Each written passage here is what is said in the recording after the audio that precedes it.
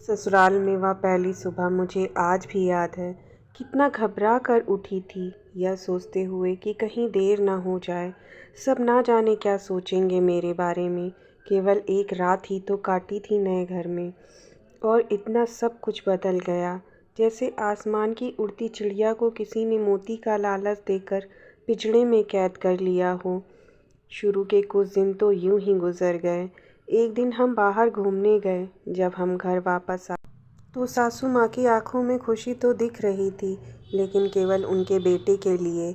मैंने सोचा कि शायद नया नया रिश्ता है, एक दूसरे को समझने में कुछ वक्त लगेगा।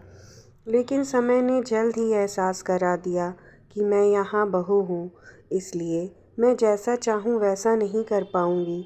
कुछ कायदा और मर्यादा है जिसका मुझे पालन करना होगा, जैसे कि धीरे धीरे बात करना, धीरे से हंसना, सबके खाने के बाद खाना खाना। यह सब आदतें मुझे अपने आप ही आ गईं। माँ से बात भी कम होने लगी, जिसकी वजह से मुझे पीहर की याद आने लगी। ससुराल में पूछने पर कहा गया कि अभी कुछ दिन बाद जाना। जिस पति ने शादी के समय कहा था कि आपकी बेटी पास में ही तो है, कभी भी आ जाया करेगी, उसके ही सुर बदल गए।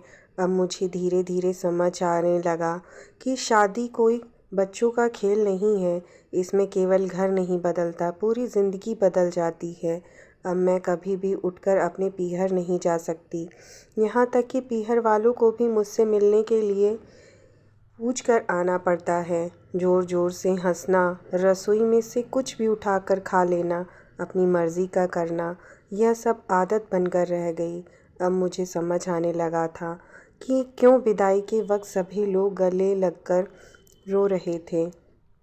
लेकिन एक और बात थी जो उन्हें अंदर ही अंदर परेशान कर रही थी कि अब जिस सच्चाई से मुझे इतने दिन दूर रखा गया, वह सच्चाई मेरे सामने आने वाली थी। पापा का यह झूठ कि मैं उनकी बेटी नहीं बेटा हूँ, अब और दिन नहीं छिप पाएगा, जो कि उनकी सबसे बड़ी चिंता थी। अब उनका बेटा, जिसे कभी भी बेटी होने का एहसास ही नहीं कराया था, जीवन में इतने बड़े सच से सामना करने जा रही थी। वहीं माँ को भी चिंता हो रही थी कि उनकी बेटी अभी तक कोई एक काम भी नहीं किया करती थी, अब वह पूरे परिवार की जिम्मेदारी कैसे उठाएगी। सभी लोग मेरी इस विदाई और पराये होने का दर्द जान रहे थे, सिवाय मेरे। इसलिए वह सभी लोग रो रहे थे। आज मुझे समझ आ गया कि उनका रोना गलत नहीं था। यह हमारे समाज का नियम है कि एक बार बेटी डोली में विदा हो गई तो वह उसे घर के लिए केवल मेहमान बनकर रह जाती है। फिर कोई चाहे कितना क्यों ना कह ले कि यह घर आज भी उसी का है, सच तो यह है कि वह कभी भी यूं ही अपने पीहर नहीं जा सकती, चाहे कितनी भी समस्या और परेशानी क्यों ना हो आ जाए, उसे ही हल करना है, हंसते हुए या गम छुपाते हुए। मेरी कहानी आप सबको पसंद आई हो तो प्लीज़ मेरे चैनल को सब्सक्राइब करें।